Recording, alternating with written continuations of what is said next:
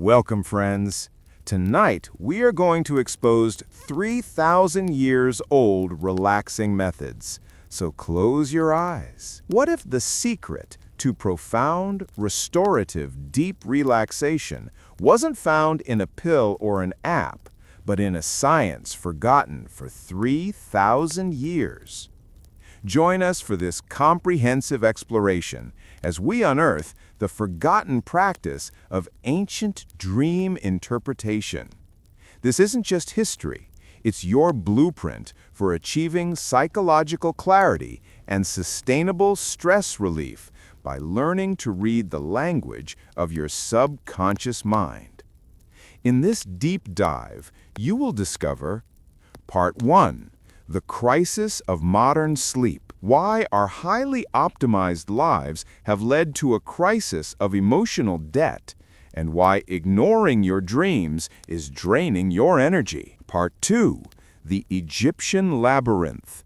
How the Egyptians used incubation and the dream book papyrus for medical diagnosis. Learn to decode Egyptian dream symbols like the snake, the crocodile, and water to identify the urgent sources of toxicity in your waking life. Part 3. The Greek Asklepieion, the revolutionary concept of catharsis. Discover how the Greeks used dreams for psychological purging to achieve inner peace, and why your nightmares are actually your mind's form of nightly therapy. Part 4.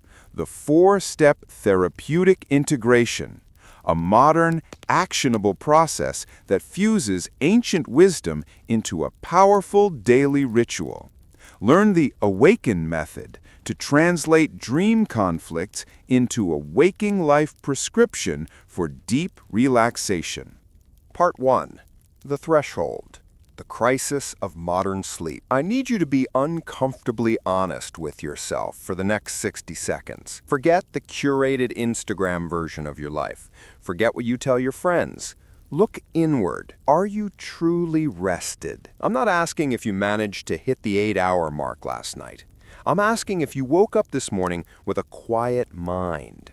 Did you feel that deep, ready to face the world calm? Or did you wake up with a feeling of lingering, emotional friction, a residue of anxiety, an echo of some frustrating, confusing dream that you can't quite put your finger on? For most of us in the Western world, the answer is a resounding no. We are the most technologically advanced civilization in history. We have optimized every aspect of our day, our workouts, our diets, our productivity hacks, yet when the sun goes down, our minds are in absolute chaos. We have reduced the majestic act of sleep to nothing more than a battery charge for our devices. We call it unplugging, but our brains are still running a marathon, and the finish line never seems to move. What if I told you the key to the deepest, most restorative relaxation you've ever experienced has absolutely nothing to do with expensive supplements, complicated sleep tracking gadgets, or pharmaceutical intervention? It has everything to do with a sophisticated, elegant science that was intentionally forgotten 3,000 years ago. For the great ancient cultures, the Egyptians, the Greeks, the indigenous healers across the continents, sleep was not a passive timeout. Sleep was an active nightly therapy session. It was a journey the soul took to assess the body and the mind, and it always reported back with a detailed diagnostic report. They didn't use dreams for fortune-telling or parlor tricks.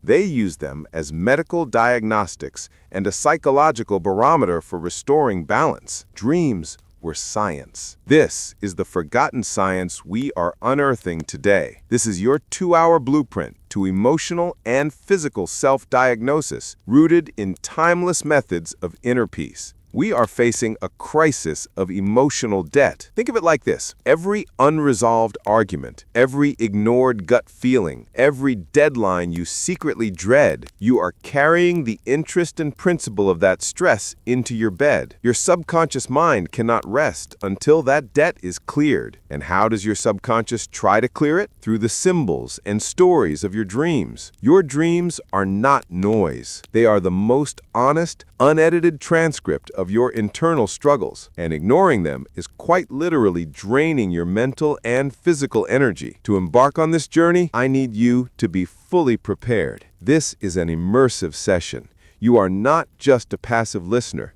You are now an active ancient dream scholar. Go grab a pen and paper. Seriously, pause the video if you need to. We are not going to rely on memory. We are going to start creating and recognizing patterns immediately, just as the ancient priests and healers instructed their patients to do. What is the core promise here? The fastest way to achieve profound, deep relaxation is not through suppression, but through integration. We're going to spend the next 30 minutes learning how to translate the language of ancient symbols, the snakes, the water, the falling, into a clear, concise action plan for your waking life. When you confront and integrate the conflict the dream is showing you, you release the pressure valve on your mind.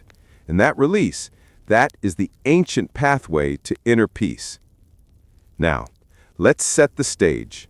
Our journey begins in the blistering sands of ancient Egypt, where the dream was the first true medical chart. Let's talk about incubation and the profound wisdom of the dream book papyrus. Part 2. The Egyptian Labyrinth, Dreams as a Health Report, the Temple of Healing, Incubation, and the Sacred Sleep. We begin our journey not in a therapist's office, but in the shadows of the colossal pyramids, where the ancient Egyptians held a concept of sleep that utterly shames our modern approach. They didn't view sleep as a void. They saw it as a sacred frontier. Their goal was not just to rest, it was to perform incubation. Now, this is a profound concept. Incubation meant intentionally sleeping in a sacred space, often a temple dedicated to gods like Serapis or Imhotep, specifically to solicit a healing dream. They didn't wait for a dream, they asked for it. Think of that level of intention.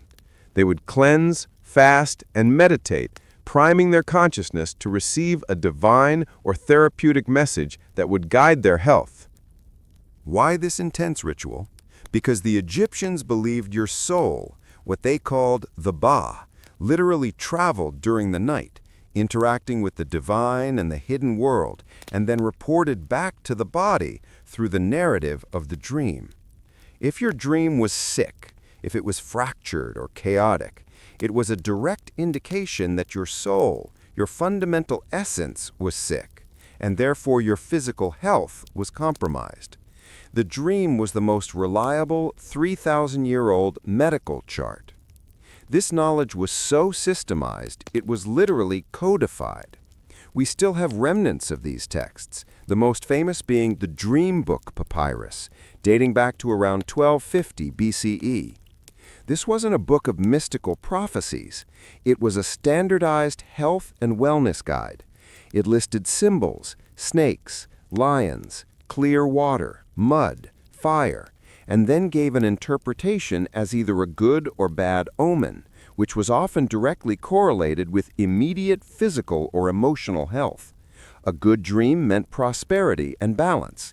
A bad dream indicated an enemy, disease, or distress. Imagine you could intentionally ask the universe one specific question about your health or your greatest source of stress tonight. What would you ask? What deep, fundamental imbalance would you seek an answer to? This is the power the Egyptians accessed. They didn't guess, they diagnosed the state of their soul. Case study: decoding the papyrus symbols for modern stress. Now, let's take 3 potent symbols from the ancient Egyptian tradition and drag them into the 21st century. The translation is surprisingly seamless because the human subconscious has not fundamentally changed in 30 centuries. Symbol 1. The snake, the enemy within. In the dream book, seeing a snake almost always signified a threat, an enemy, or a betrayal. It was an external danger. For us, the modern American audience, the snake is rarely a literal predator. Instead, it is the hidden, insidious source of toxicity in your life. Think about the feeling of a snake, silent, hidden, and capable of striking without warning. What person, commitment, or pattern in your waking life is not what it seems? What is draining your emotional energy without giving you anything in return? Is it a toxic work environment you're afraid to leave? An unresolved financial drain? A relationship that subtly diminishes your self-worth? The snake in your dream is your subconscious screaming a warning. The relaxation technique is not ignoring the snake. It's identifying the toxicity and forming a plan to remove it. Addressing the serpent is the first step toward ancient Egyptian peace. Symbol 2. Water, the emotional state. The symbols around water in the papyrus are stark. Clear, flowing water was a good omen. It signified life force, purity, and bounty.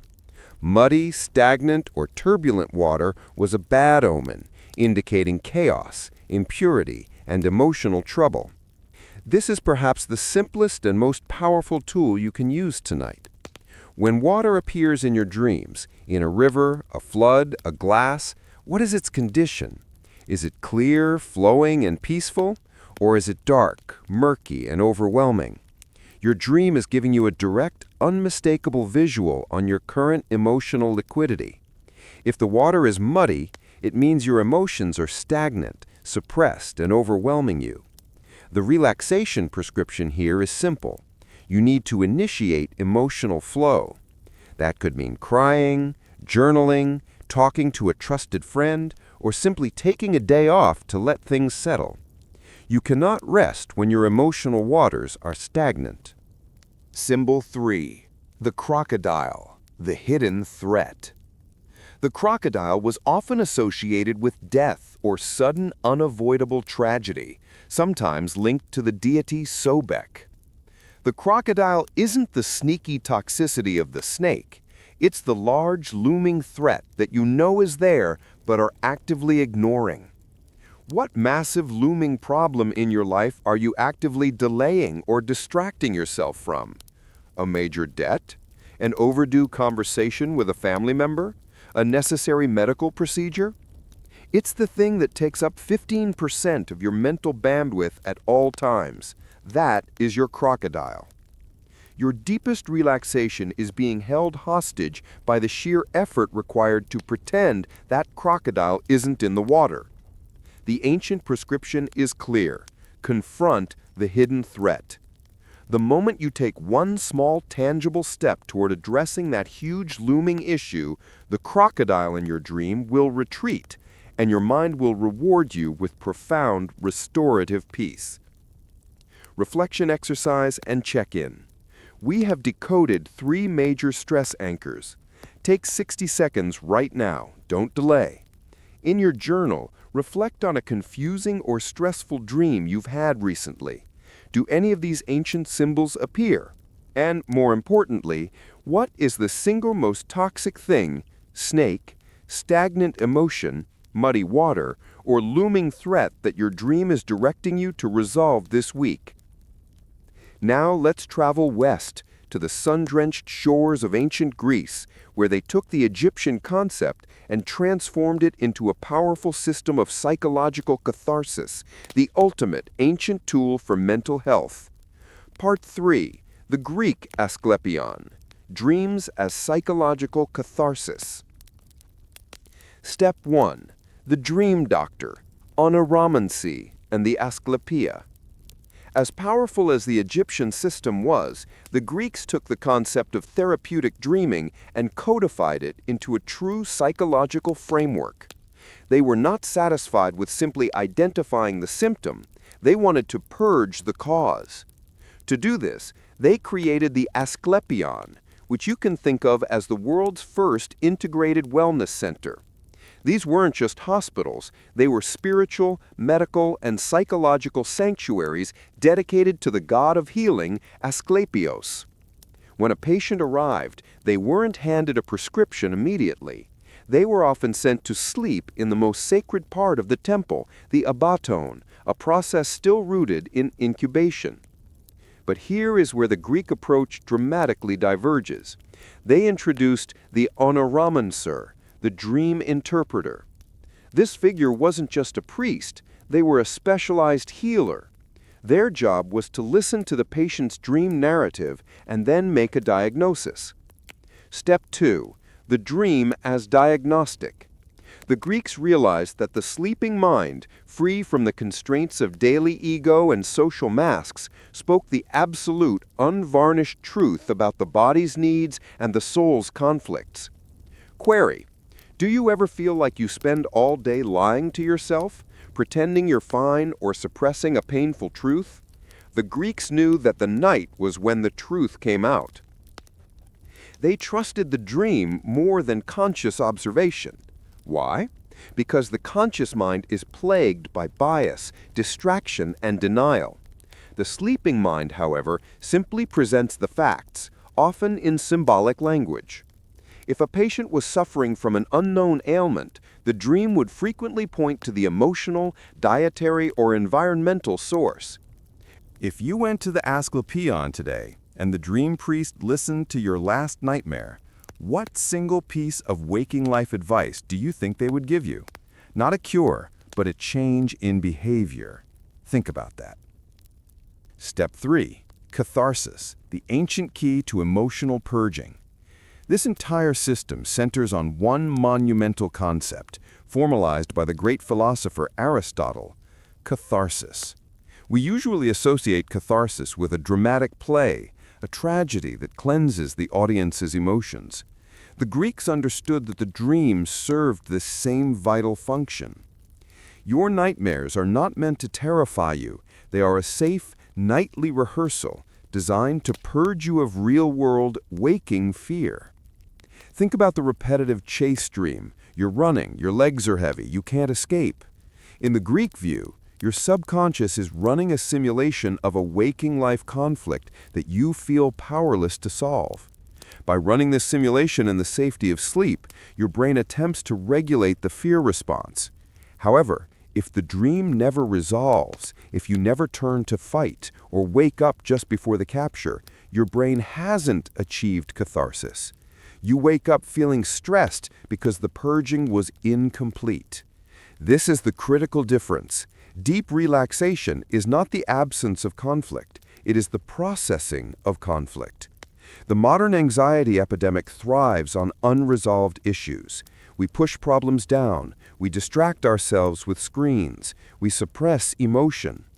The Greeks taught that to find peace, you must first allow the emotion its full dramatic expression in the safe, symbolic space of the dream. The ability to process fear without real-world consequence is the fundamental relaxation mechanism. Do you have a recurring nightmare or a confusing, repetitive dream? If so, your subconscious is sending you an urgent, personalized letter saying, "I cannot rest until you resolve this one thing." What is that one thing? Name it. Step 4. The narrative method. Analyzing the dream plot. The Greeks knew that single symbols were important, like the Egyptian method, but they realized the plot was everything. The story structure of your dream tells you more about your psychological state than any individual image. They focused on two main questions. Is the story resolving or is it stuck? A dream that resolves a conflict, even a weird symbolic one, means healing is underway.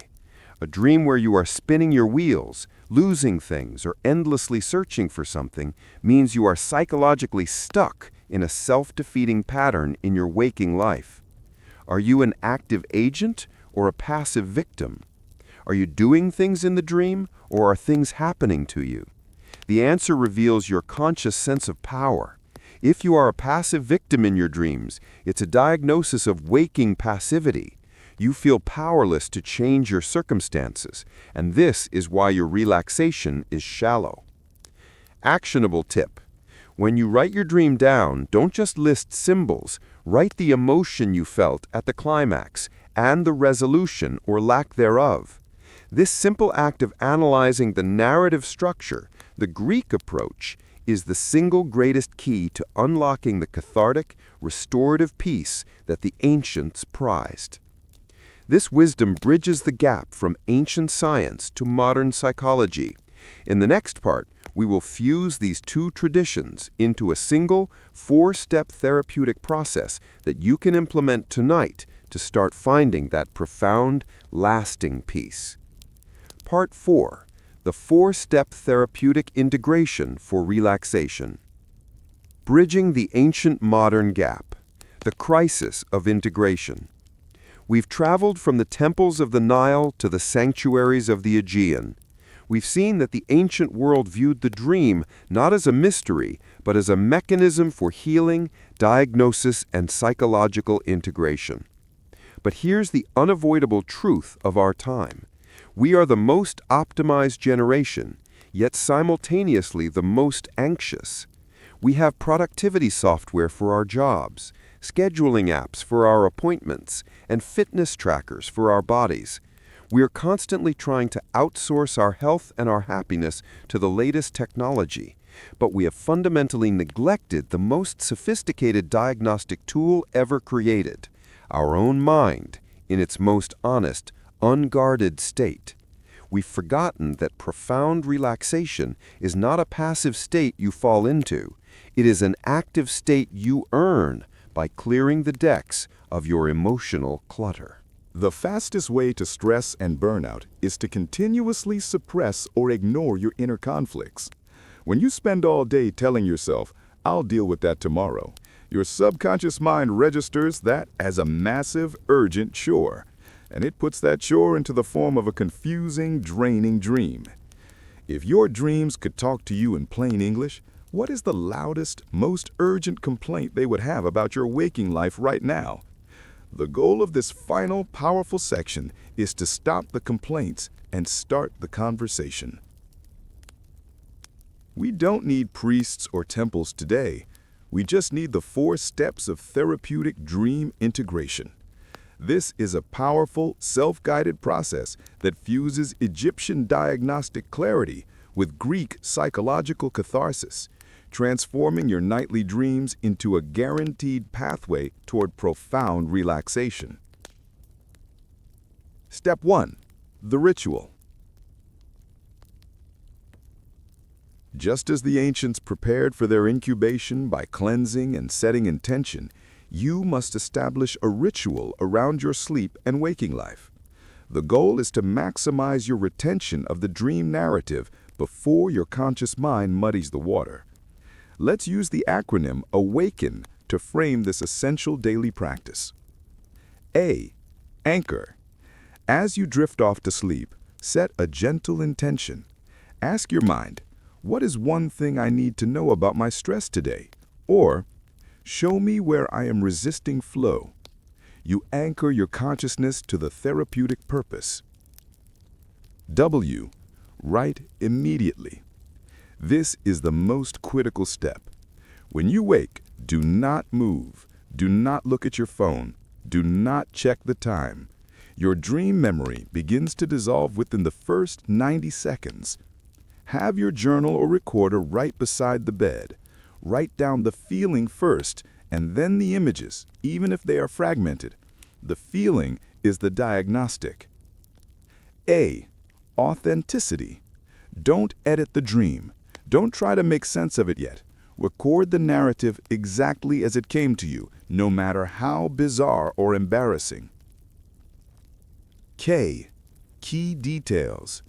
Focus on the main action, the main emotion, and the resolution, the Greek method. Did you run? Did you fight? Did you find something? E. Emotional check-in. Log how you feel after writing it down. This simple act of translating the internal chaos into external order is the first wave of relaxation. N. Name the conflict. Give the dream a one-sentence title that captures the core stress. Example, "The dream of the endless search," or "The dream of the silent argument." Naming it claims power over it. Actionable tip. If you implement only this ritual, you will see a massive increase in your self-awareness and a reduction in morning anxiety within a week. The act of writing is the first step of catharsis. Step 2. personal translation and resonance. Now we apply the Egyptian precision, but with the critical modern caveat: forget the generic dream dictionary. The profound mistake people make today is looking up snake and accepting a web definition.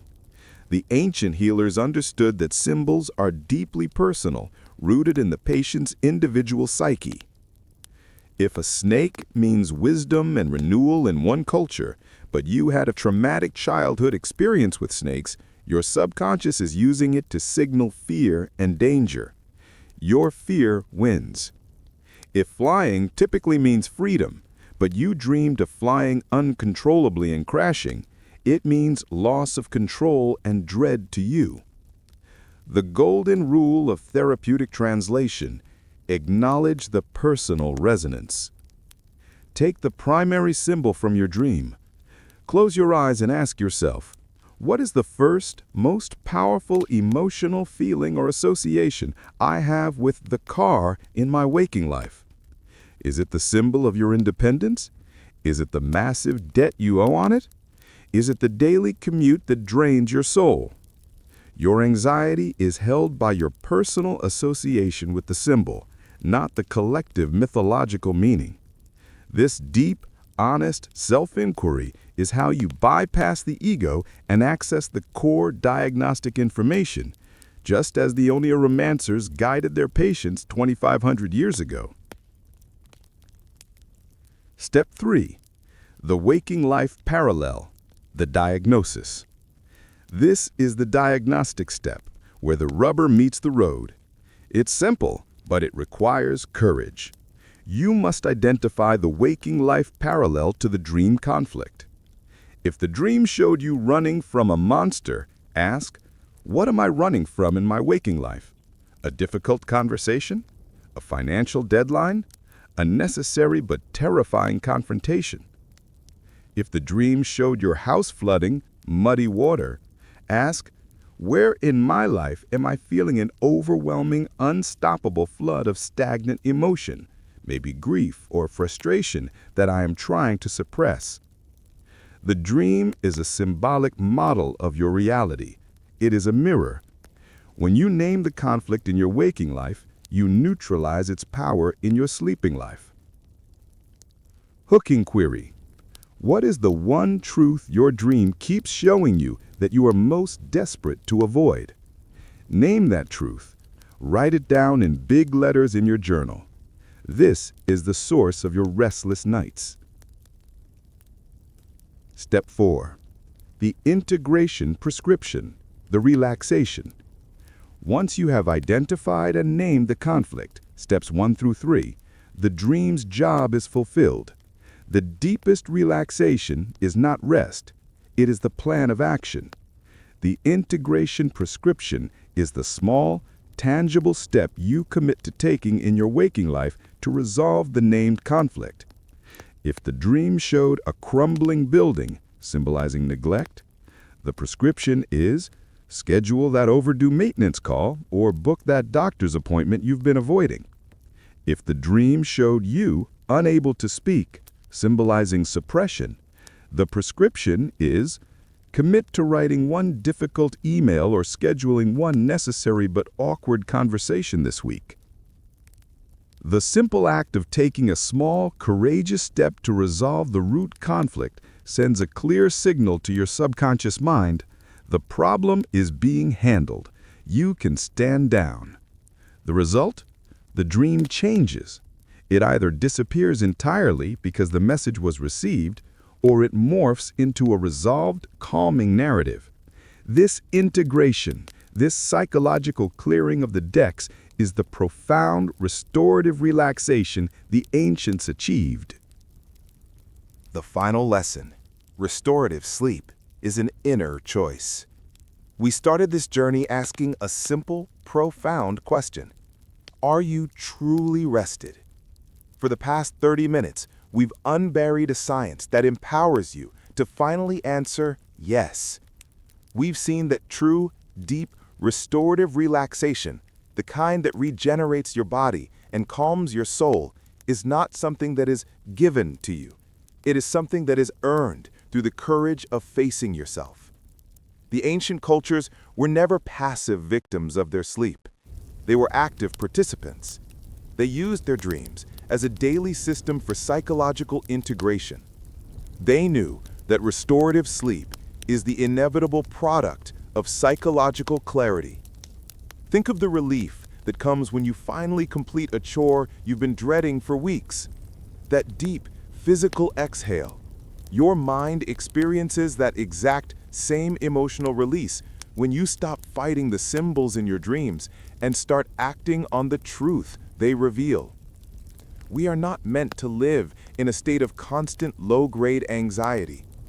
We have been conditioned to believe that this stress is just the cost of ambition, the price of the American hustle.